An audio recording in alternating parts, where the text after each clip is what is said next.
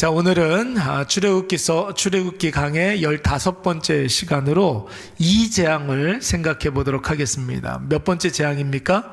세 번째 재앙입니다. 하나님께서 애굽에 10가지 재앙을 본격적으로 내리셨습니다. 첫 번째 재앙은 나일강이 피로 물드는 피재앙이라고 그랬습니다. 두 번째 재앙은 개구리 재앙입니다. 그리고 세 번째가 오늘 이 재앙이 되겠습니다. 10개의 재앙을 애굽에게 이제 보내주셨는데, 여러분, 이 10개의 재앙은 본질적으로 보면은 무엇에 대한 심판입니까? 애굽 사람들이 섬기고 있는 우상들에 대한 심판이라고 했습니다. 여러분, 우리 출애굽기서 12장 12절 말씀 한번 읽어볼까요? 다 같이 한번 읽어보겠습니다. 시작. 아멘. 여러분, 거기서 보세요. 애굽 땅에 있는 모든 처음 난 것을 다 치고 애굽의 모든 신을 내가 뭐 한다고요? 심판한다고 그랬어요. 애굽의 모든 신을 심판한다고 그랬어요. 여러분, 이 말씀은 애굽의 10가지 재앙이 있고 난 이후에 애굽 재앙에 대한 하나님의 총평이에요. 그러니까 애굽 사람들이 지금 우상으로 섬기고 있는 것들에 대한 심판이라는 것이죠. 여러분, 하나님께서는 우리가 하나님 아닌 다른 것을 섬기게 되면 반드시 그것을 심판하십니다. 하나님 질투하시는 하나님이라고 그랬잖아요. 왜 그 질투하시는 하나님이라는 것은 인간의 어떤 감정의 질투를 말하는 것이 아니라 이 세상의 유일한 하나님은 오직 여호와밖에 없다라는 것을 우리에게 보여주시는 것이죠. 강조하시는 거예요. 여러분 보세요. 애굽인들은 모든 생명이 나일강에서부터 나온다고 생각을 했단 말이에요. 나일강에서부터 나왔다. 첫 번째 재앙이 뭐예요? 나일강이 피로 물들었어요. 그러니까 나일강 신이 죽었다라는 것을 의미하는 거예요. 나일강 신이 하나님께 심판받은 겁니다. 두 번째 개구리는 여러분 어디에서부터 올라왔다고 그랬어요? 나일강에서부터 올라왔다고 그랬잖아요. 나일강 신이 풍요로움을 준다라고 생각했어요. 그러니까 여러분, 우리나라 지난주에 그런 이야기 했잖아요. 금두꺼비 이야기하면서 왜 우리가 굳이 금으로 두꺼비의 형상을 만들겠습니까? 풍요다, 부유함이다, 이렇게 이야기를 했어요.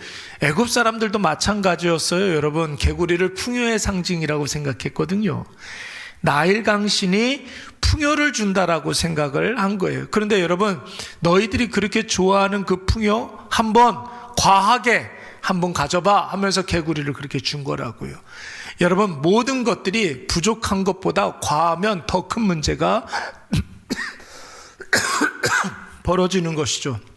그러니까 첫 번째 재앙, 두 번째 재앙은 나일강에 대한 심판이라고 볼 수가 있는 거예요. 세 번째 재앙은 여러분 무엇에 대한 심판일까요? 오늘 본문의 말씀에 보니까 이 세 번째 재앙, 네 번째 재앙은 땅에서부터 올라오는 것이라고 그랬어요. 땅을 쳐서 티끌이 뭐가 됐다고 그랬습니까? 이가 됐다고 그랬어요. 땅을 쳤다고 그랬어요. 무엇에 대한 심판이에요? 땅에 대한 심판입니다.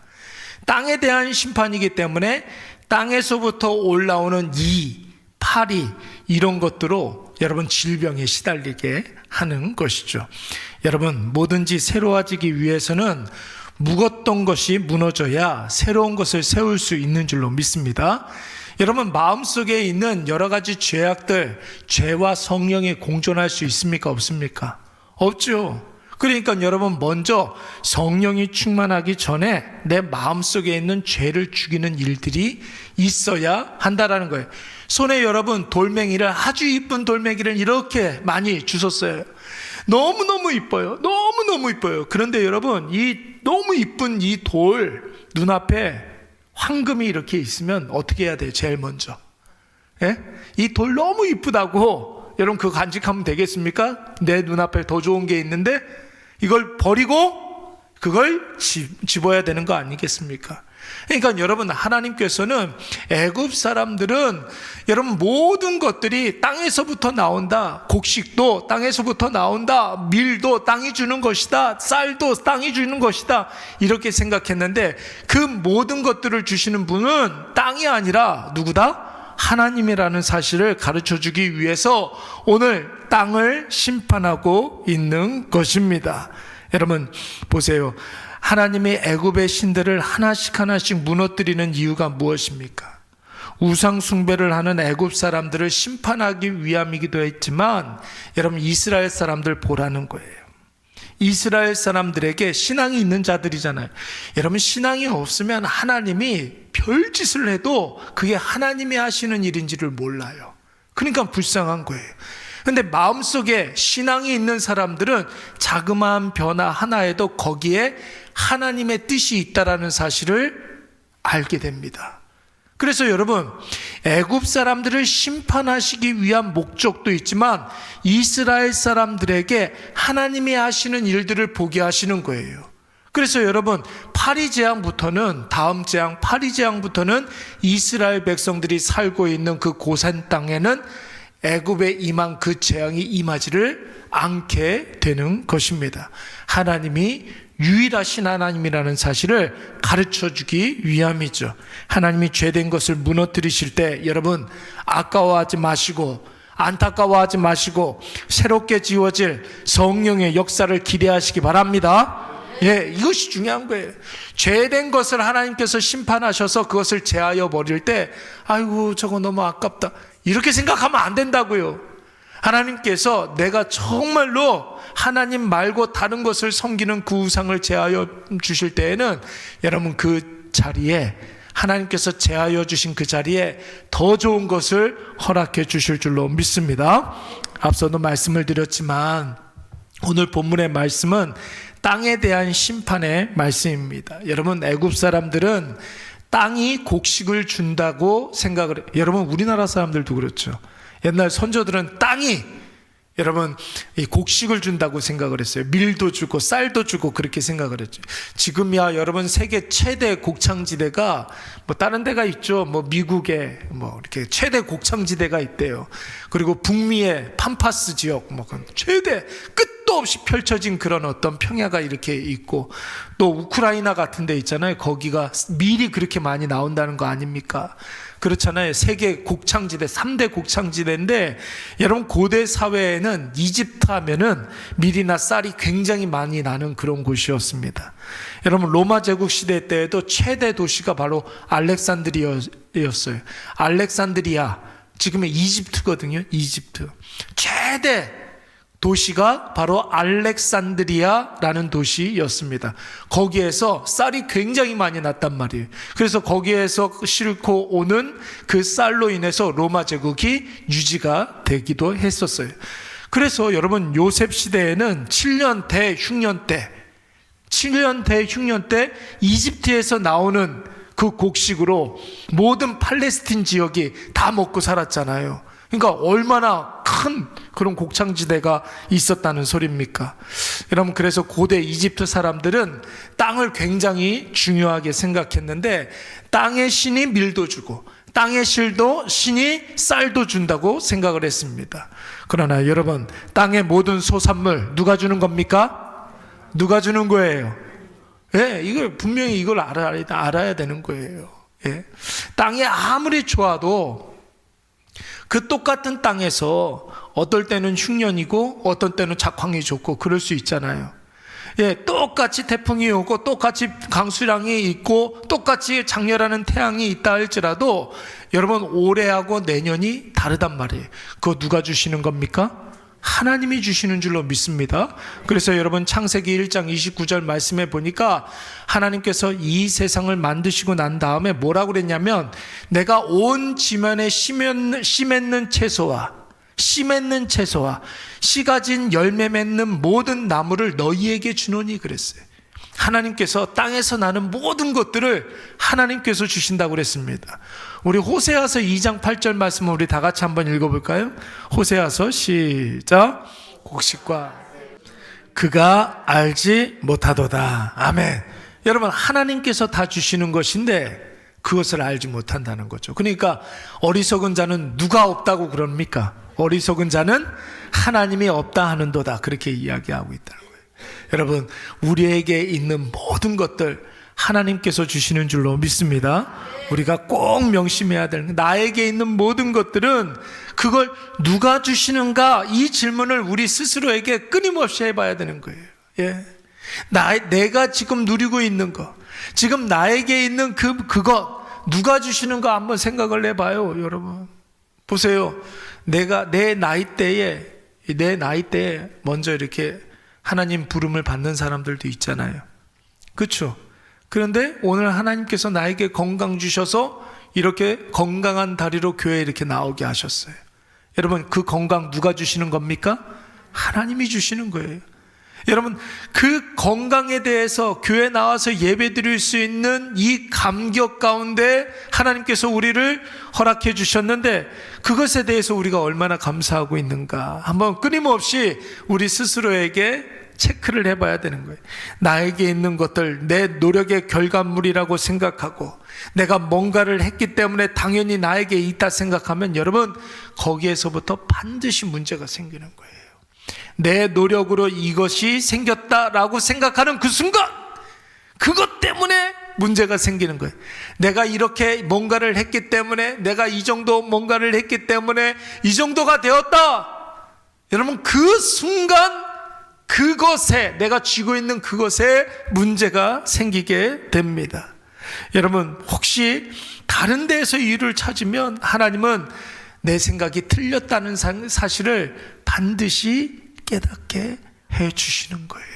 예. 오늘 애굽 사람들은 땅의 신이 밀과 쌀을 준다고 생각했어요. 그런 오해가 너무 심하니까 여러분, 하나님께서 어떻게 하셨습니까? 땅이 밀과 쌀을 주는 것이 아니라 이를 주고 파리를 준다라고 이야기하는 거예요. 너희들이 그렇게 믿었던 그 땅이 주는 것은 밀과 쌀이 아니라 이와 팔이라는 것을 보여주시는 거예요. 우리 다 같이 16절 말씀 우리 다 같이 읽겠습니다. 시작. 여호와께서 모세에게 이르시되, 땅을 치라는 소리예요. 땅을 심판하여서, 너희들이 믿는 그 땅을 심판하여서 그 땅이 주는 그 재앙을 너희들 한번 받아보라는 겁니다. 여러분, 한번 질문해 보겠습니다. 우리에게 어려움을 주고 우리를 힘들게 하는 것들은 잘 한번 생각을 해보세요. 우리에게 없는 것이 문제가 됩니까? 아니면 여러분들을 힘들게 하는 것, 우리에게 있는 것이 문제가 됩니까? 잘 한번 생각. 물론 없어서 문제가 될 때가 있어요. 없어서 문제가 될 때가 있는데, 사실 우리가 걱정하고 염려하는 모든 것들은 그것이 있기 때문에 걱정이 되는 거예요. 그것이 있기 때문에. 돈 정도 없는 것 때문에 근심이 되고 걱정이 되는 일들은 별로 없어요. 돈 정도 없으면 여러분 불편은 하겠죠. 불편해요. 그래, 맞아요. 가난은 참 힘들고 불편한 것들입니다. 그런데 여러분, 돈이 없어서 재앙이 되거나 파멸에 이르는 사람은 거의 없어요. 참 희한하죠.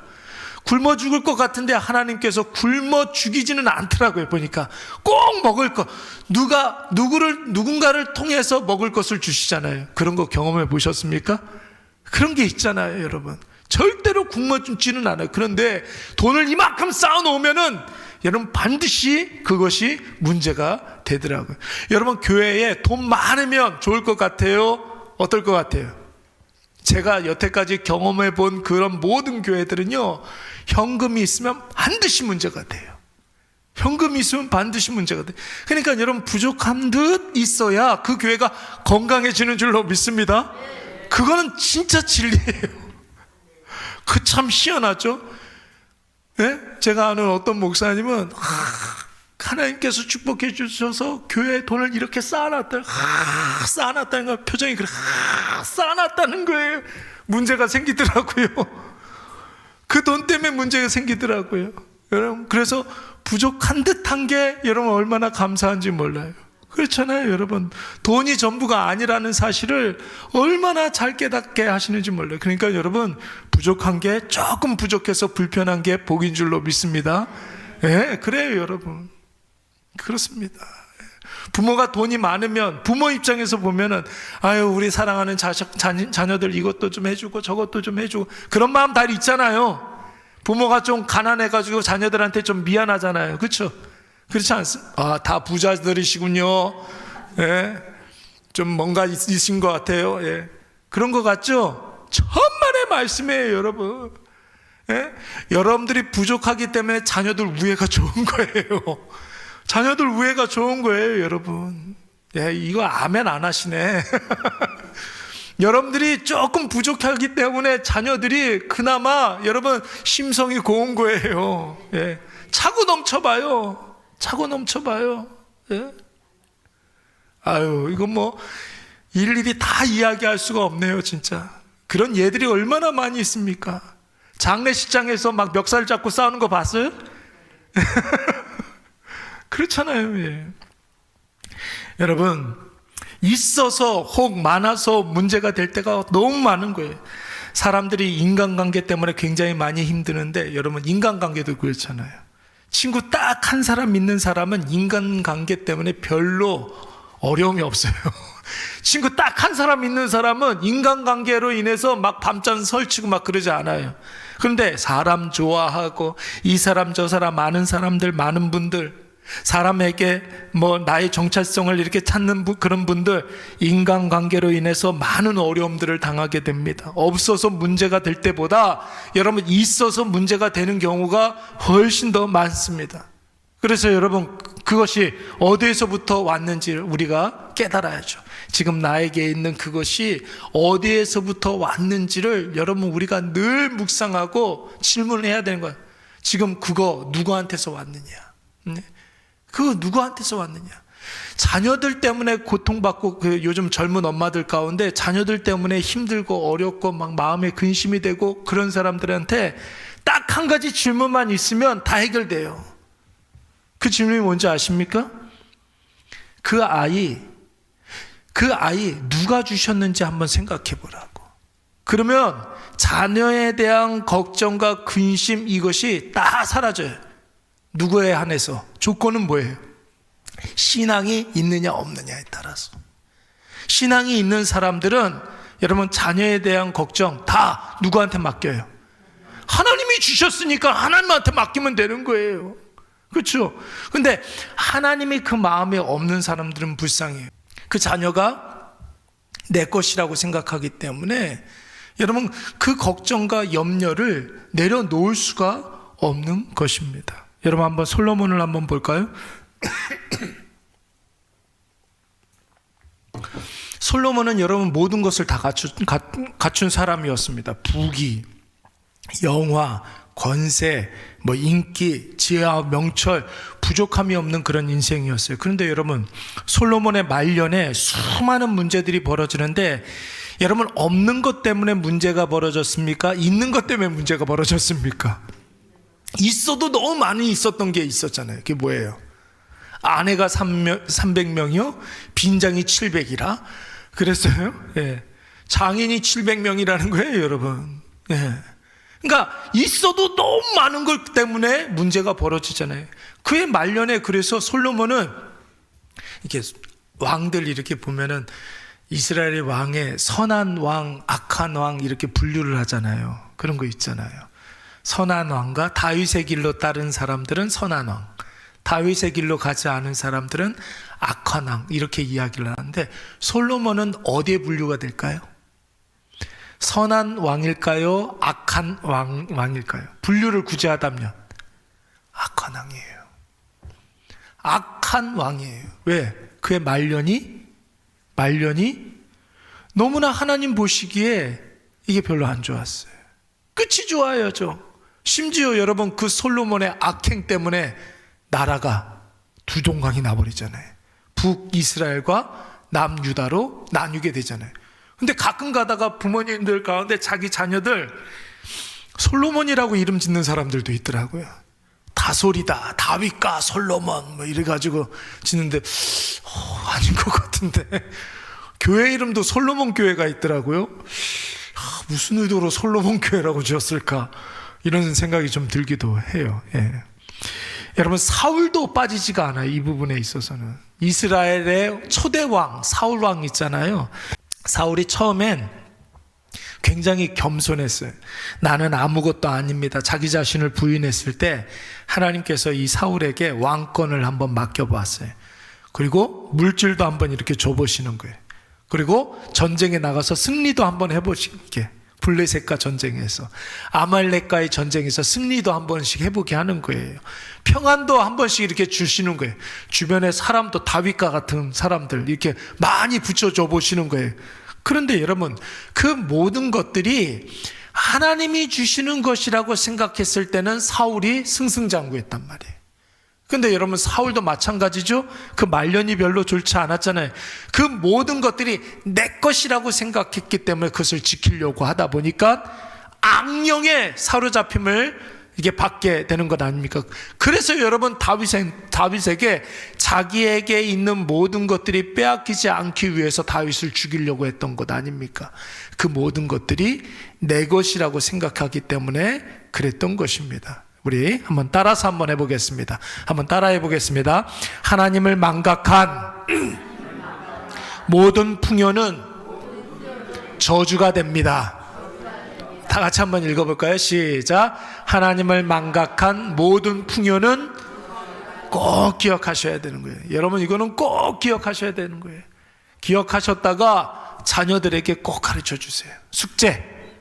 내일은 자녀들한테 꼭 문자 한 번씩 이렇게 보내주세요. 그리고 요거 뜬금없이 한번 보내주시는 거예요. 하나님을 망각한 모든 풍요는 다 저주가 됩니다. 이렇게 한 번씩 보내주세요. 예. 아유, 엄마, 축복이 되는 말씀을 좀 이렇게 좀 보내주지. 숙제야, 그래요. 우리 목사님이 숙제라고 그랬어. 여러분, 이것을 꼭 기억하시기 바랍니다. 하나님 없이 쌓아 올린 모든 것들은 다 바벨탑이 되는 거예요. 이거를 꼭 기억하세요. 하나님을 늘 염두하고 있어야 여러분, 하나님께서 안심하고 그 사람한테 그것을 맡길 수가 있는 것입니다. 여러분 보세요. 5달란트 맡긴 사람이 있고 2달란트 맡긴 사람도 있고 1달란트 맡긴 사람도 있죠. 예. 하나님께서 왜 어떤 사람은 5달란트 맡기고 어떤 사람은 1달란트 맡겼을까요? 왜 그랬을까요? 왜 불공평하실까요? 그거 공평한 거예요, 여러분.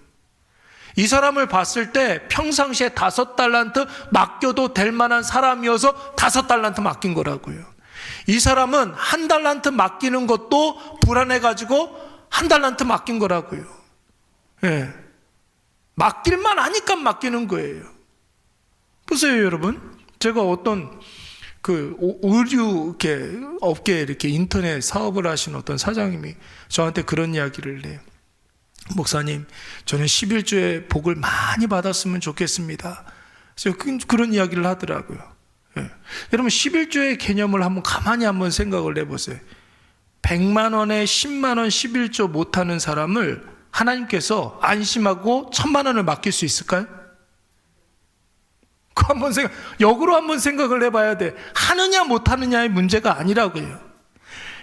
10만 원에 10,000원 11조 못하는 사람에게 하나님께서 100만 원 맡길 수 있겠느냐고요. 그 불안해서 어떻게 맡기겠어요, 그거? 예? 1000만 원을 불안해서 어떻게 맡기겠어요?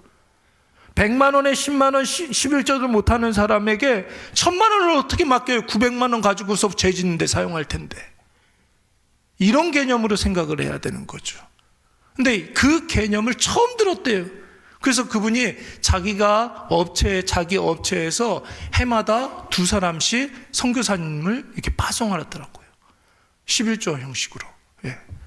하나님께서 그 사람한테 많은 것들을 맡겨주실 수가 있는 거예요. 여러분 보세요. 우리에게 일어나는 모든 좋은 것들은 하나님이 주시는 것인 줄로 믿습니다. 이것을 아주 선명하게 보여주는 사건이 여러분 바로 다니엘과 세 친구의 사건이에요. 바벨론에 이렇게 끌려갔어요. 산의 진미를 이렇게 차려놓고 이거 먹지 아니야, 이거 먹으라고 그러는 거예요. 예. 근데 다니엘과 세 친구가 어떻게 했습니까? 우상에게 바쳐진 그 음식 나 먹지 아니하고 채소만 먹겠다, 야채만 먹겠다, 풀만 먹겠다, 그런 거예요. 여러분, 바벨론의 느부갓네살 왕이 유다에서 이제 사람들 이렇게 포로로 끌고 왔을 때 노예라고 하지 아니하고 포로라고 했던 이유가 뭘까요? 그렇잖아요. 패전국가에 이렇게 포로들을 이렇게 끌고 오는데 노예로 끌고 오지 아니하고 포로로 끌고 왔다는 거예요. 애굽에서는 이스라엘 백성들이 노예 생활을 했다고 그랬죠. 바벨론에서는 포로 생활을 한 거예요. 왜 그랬을까요? 무슨 차이가 있어요? 노예는 막 부리는 사람들이죠. 부리는 사람들이죠. 포로는 좋은 인재들을 데리고 온 거예요. 자기네 바벨론에서 써먹기 위해서. 그러니까 여러분, 유다에서 똑똑한 친구들 다 잡아다가 바벨론에서 써먹으려고 다니엘과 세 친구를 데리고 온 거예요. 여러분, 그러기 위해서 유다 포로들의 써먹기 위해서는 바벨론에 대한 충성심, 느부갓네살 왕에 대한 충성심을 여러분 확인해 볼 필요가 있지 않겠습니까? 그래서 산의 진미를 주면서 너희들 잘하면 이것보다 더 좋은 것 줄게, 이러면서 회유를 했던 거예요. 산의 진미를, 유다에서는 먹지 못했던 그 진귀한 음식을 이렇게 주면은, 야, 우리가 좀 더 열심히 하면은 이것보다 더 좋은 호유호식을 할 수 있겠구나, 이렇게 생각할 줄 알았던 거죠. 여러분, 이게 세상의 방식 아닙니까? 그런데 이 제안을 받은 다니엘과 세 친구, 직감적으로 무슨 생각이 들었습니까? 아, 이거 시험이다. 이거 생각이 든 거예요. 아, 이거 신앙에 대한 분명한 도전이다. 이렇게 판단을 한 겁니다. 그래서 추상 같은 바벨론 황제의 이 제안을 다니엘과 세 친구가 받아들이지 않습니다. 왜 그렇습니까? 자신들에게 좋은 것 주시는 분은 느부갓네살 왕이 아니라 누구라는 거예요? 여호와 하나님이라는 거죠. 우리에게 좋은 것 주시는 분은 느부갓네살 당신이 아니라 우리에게 모든 것들을 주시는 분은 여호와 하나님이라는 거예요. 오직 한 분, 여호와 하나님밖에 없기 때문에 그런 것이죠. 그래서 다니엘이 새 친구들에게 뭐라고 그러면, 우리 정신 바짝 차리자. 이거 시험이다. 절대로 이거 넘어가면 안 돼. 하나님을 망각하면 안 돼. 이렇게 생각을 한 겁니다. 우리 다 같이 다니엘서 1장 8절 9절 말씀 우리 다 같이 읽습니다. 시작. 다니엘은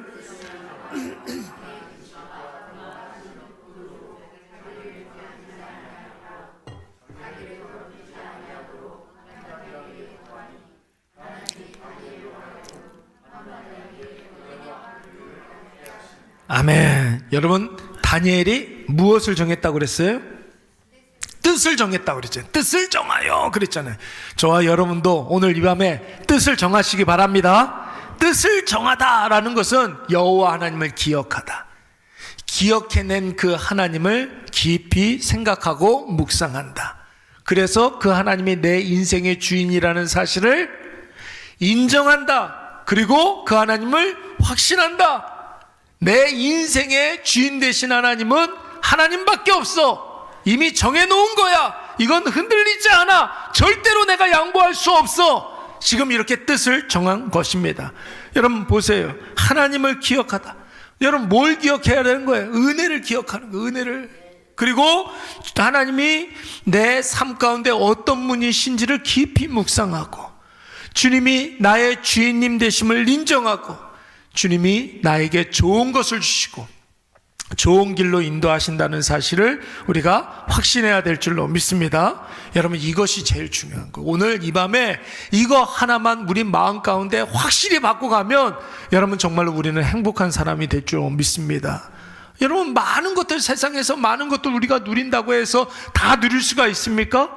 그러나 하나님이 내 인생의 주인님 되어주시고 그 하나님께서 지금도 나에게 은혜를 베풀어 주시는데 내일은 더 좋은 것을 주시는 분이라는 사실을 우리가 확신할 수 있다면 여러분, 이보다 더 행복한 사람이 어디 있겠습니까? 행복하죠. 여러분, 주인이 누구인가? 여러분, 이것에 대한 분명한 대답을 할 수 있으면 여러분, 그 다음에 일어나는 모든 일들은 주인님이 하시는 거지 내가 하는 겁니까? 아니, 그렇잖아요. 나는 아무것도 하지 않아도 되는 거예요. 주인님 따라가기만 하면 되는 거예요. 다만 우리는 뭐 하면 됩니까? 맡기기만 하면 되는 거예요. 맡기기만 하면 되는 것입니다. 맡기고, 여러분 오늘 이 밤에도 꿀잠 자시기 바랍니다. 자시기 바랍니다. 꿀밤이 아니라 꿀잠 주무시기 바랍니다. 이게 발음이 참 시원찮아가지고. 그래서 인생의 전성기는 다른 게 없어요. 여러분, 인생의 전성기는 언제입니까? 여러분 인생의 전성기는 언제였어요? 바로 지금이에요. 왜요? 지금 이 시간에 우리가 내 인생에 주인님이 하나님이시라는 사실을 우리가 절감하고 확신하기 때문에 그것을 느끼는 그 순간이 바로 인생의 전성기가 되는 줄로 믿습니다.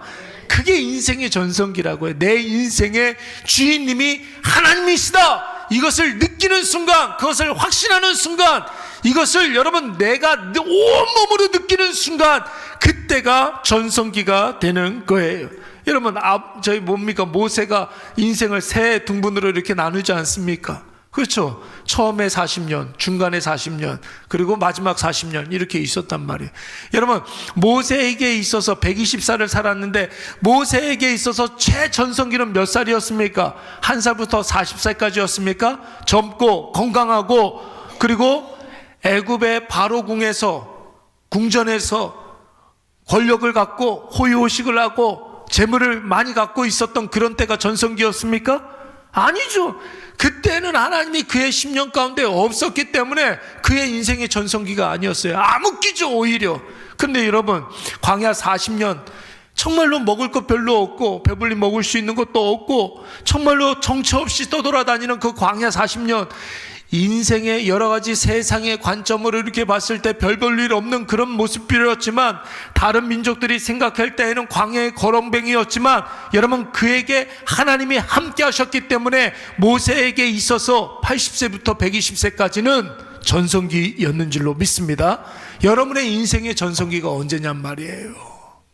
여러분의 인생의 전성기가 언제였습니까? 바로 지금 하나님께서 나의 주인님이 되어주실 때 인생의 전성기를 맞이한 줄로 믿습니다. 하나님 없으면 청년이라도 인생이 곤비해지는 거예요. 하나님 주인 되심을 모르면 풍부한 모든 것이 풍성한 재앙이 됩니다. 풍부한 모든 것이 풍부한 재앙이 되고, 하나님의 일하심이 안 보이면 여러분 미래도 없고 소망도 없는 것입니다. 늘 마음속에 하나님 나의 주인 되심을 확신하시고 주인 되신 하나님의 입장에서 생각하고, 그렇잖아요. 하나님이 나의 주인님이라고 한다면 내 입장에서 생각하는 게 아니라 하나님 입장에서 생각하는 게 우리가 습관이 되어야 한단 말이에요. 내 모든 결정과 선택을 내가 좋은 방향에, 내가 좋아하는 그런 방향이 아니라 하나님이 즐거워하시고 하나님께서 기뻐하시는 방향으로 결정하시는 저와 여러분이 되시기를 간절히 축원합니다. 우리가 여기에서 한 가지 더 생각해 봐야 할 것 한 가지가 있어요. 여러분, 나일강, 피재앙과 개구리 재앙은 애굽의 요술사들도 따라할 수 있었다고 그랬습니다. 그렇죠? 뱀 이렇게 한 것도 따라했고, 그리고 뭡니까? 개구리도 따라했고 피도 따라했단 말이에요. 그런데 오늘 이 재앙부터는 애굽의 요술사들이 따라하지 못했어요. 그렇죠? 그리고 나서 요술사들이 애굽의 바로에게 이런 고백을 합니다. 우리 18절 말씀 한번 다 같이 읽겠습니다. 시작.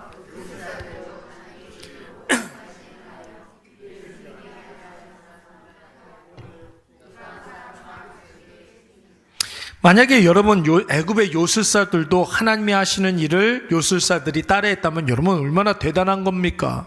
근데 중요한 것은 18절 말씀에 이들이 못했다라는 것이 중요한 게 아니에요.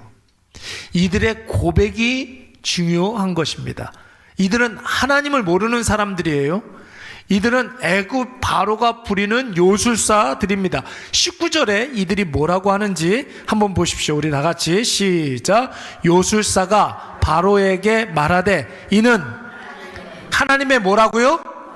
하나님이 없는 사람들이 하나님에 대해서 이야기를 하는 거예요. 이것은 하나님의 권능입니다. 여러분, 이 권능이라는 말은 원래 손가락이라는 말이에요. 검지손가락, 특별히 검지손가락, 이런 뜻이 있어요.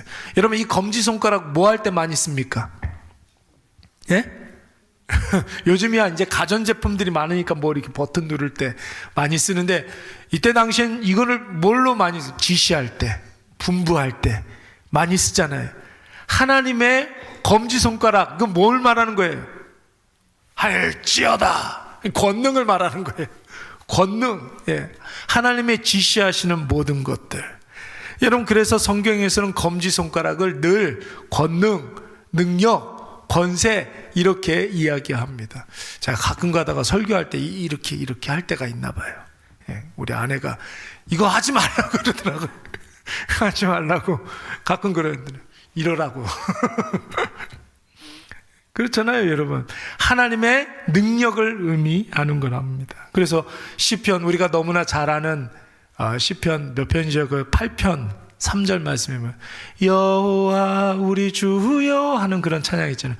주의 손가락으로 만드신 주의 하늘과 주의 손가락으로 만드신, 이렇게 이야기하고, 또 다니엘서 이렇게 말씀 보면 손가락 하나가 이렇게 나와가지고 벽에다 글씨 쓰잖아요. 우바르신, 메네베네, 이렇게 우바르신, 이렇게 글씨를 이렇게 쓰잖아요. 손가락, 하나님의 손가락. 애굽의 요술사들이 하나님의 권능을 인정은 했으나 여러분, 그들이 하지 못했던 건 뭐가 있습니까? 믿지는 못하는 거예요. 하나님을 주인 삼지는 못하는 거예요. 그들이 하나님의 권능에 대해서는 인정을 하나, 하나님의 존재는 인정을 하나, 하나님의 역사하심은 인정을 하죠. 그러나 그 권능의 하나님 아버지 앞에 머리를 숙이지 못합니다. 무릎을 꿇지 못해요. 다시 말해서 그들은 예배할 수 없는 자들이었습니다. 하나님이 내 인생의 주인님이라고 한다면 그 사람에게 나타나는 첫 번째 변화는 무엇이냐면 예배 가운데 나오는 거예요. 그래서 여러분, 나는 교회는 안 다녀, 근데 나는 하나님을 믿어, 그건 여러분 거짓말이에요. 그건 거짓말이에요. 거짓말하지 말라고 그래야 돼. 하나님을 믿는다고, 하나님을 믿으면, 하나님이 내 인생의 주인님이라는 사실을 믿으면 여러분, 그 고백에 맞춰서 우리는 예배 시간에 나와야 되는 거예요. 나 자신, 나는 아무것도 아닙니다. 오직 하나님께서 나의 주인님이 되어주십니다. 그 하나님의 영광이 충만한 이 예배 가운데 나오는 것이 첫 번째 반응이란 말이에요. 믿지 않는 불신자들도 여러분, 기독교 잘하는 사람들이 많이 있습니다. 기독교 신앙이 무엇인지 너무나 잘 알고 있어요. 교회가 어떤 것인지 잘 알고 있습니다. 어떤 분은 성경도 많이 읽어보신 분들이 있습니다. 그렇다고 나 하나님의 자녀가 되는 것은 아니에요, 여러분. 누가 하나님의 자녀가 됩니까? 하나님의 권능의 손가락에 지시를 받고 그것에 순종하는 사람, 하나님 앞에 굴복하여서 하나님의 뜻대로 살아가는 사람, 우리는 참된 하나님의 사람이라고 이야기를 하는 거예요. 나는 아무것도 아닙니다. 하나님이 나의 주님이 되어주십니다. 하늘로부터 내려오시는 그 값없는 그 은혜로 말미암아 나를 인도하여 주시옵소서. 이 신앙의 고백이 있는 그런 사람만이 우리는 하나님의 백성, 하나님의 자녀라고 이야기하는 것이죠. 여러분, 얼마나 쉽습니까? 하나님 나의 주인님이시기에 내가 하나님 앞에 굴복합니다. 쉽죠? 늘 그러잖아요. 제가 그래서 정답은 쉬운 거라고. 정답은 쉬운 거라고. 근데 정답을 행하기는 참 어렵지 않습니까? 왜 어려워요? 내 안에 내가 아직도 살아있기 때문에 그런 거예요. 그래요. 여러분, 교회를 나오다가 안 나오다가 나오다가 안 나오다가 하는 그런 사람들은 교회를 나가야 되는 이유를 찾을까요? 교회를 나가지 말아야 되는 이유를 찾을까요? 교회 나오는 것이 얼마나 힘들어하는 사람들이 얼마나 많은지 몰라요, 여러분. 여러분들은 교회 나오는 게 쉽잖아요. 왜요? 하나님이 내 인생의 주인님이시니까. 내가 주님이 하라고 하시는 것에 내가 명령에 순종하여서 교회 나오는 것이 여러분 쉽잖아요. 근데 주일날 교회 나오는 것이 어려워하는 사람들이 있어요. 아직도 내가 내 인생의 주인님이 되어주시는 분들. 그래서 교회를 나가야 되는 이유보다 교회를 나가지 말아야 되는 이유가 더 크게 보이는 그런 분들이 많이 있는 거예요. 여러분, 야고보서 2장 말씀에 보면 귀신들도 예수님이 누구인지를 안다고 그랬어요. 귀신들도 알고 떠느니라 그랬어요. 예수님이 누군지를 알아요. 귀신들, 여러분, 귀신들도 하나님이 하신 일을 보고 예수님이 하나님이심을 믿습니다. 귀신들도. 그러나 귀신들이 못하는 게 있어요. 귀신들은 여러분, 우리보다 믿음이 더 좋아요. 예? 근데 우리는 하는데 귀신은 못하는 게 있어요. 그건 뭘까요? 예배.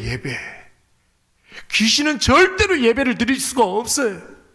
근데 여러분, 우리는 티끌만한 믿음 하나만 가지고 있어도 예배의 자리로 나올 수가 있잖아요. 하나님의 권능 앞에 굴복하여서 하나님을 인정하고 하나님께 영광 돌려드리는 일, 귀신의 믿음을 가진 사람들은 하나님에 대해서 아는 바는 많지만 예배 나오는 것을 힘들어하는 거예요. 그래서 귀신 믿음 갖고 있는 사람들이라고요. 그런 사람들은.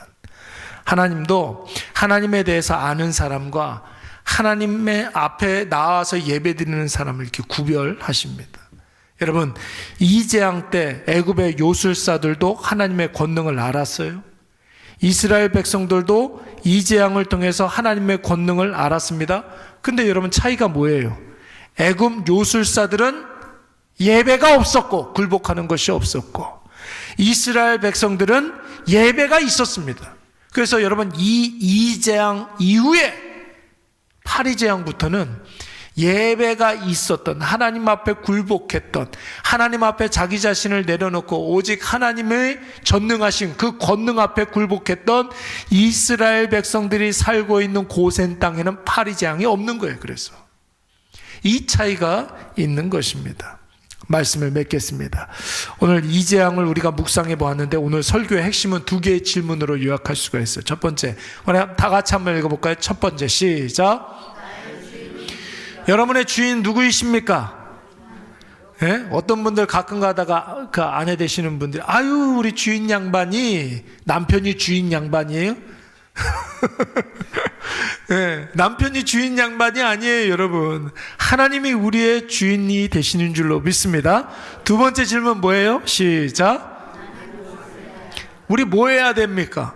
예배 드리는 거예요, 예배. 우리의 모든 삶이 예배가 되어야 할 줄로 믿습니다. 오늘 이것을 꼭 기억하셔서 나에게 일어나는 모든 일들, 나의 아버지 되신 하나님, 주인 되신 하나님이 주신다는 확신 꼭 가지시고, 겸손하게 하나님 앞에 예배자로 예배의 삶을 살아가시는 저와 여러분이 되시기를 간절히 축원합니다. 우리 이 시간 다 같이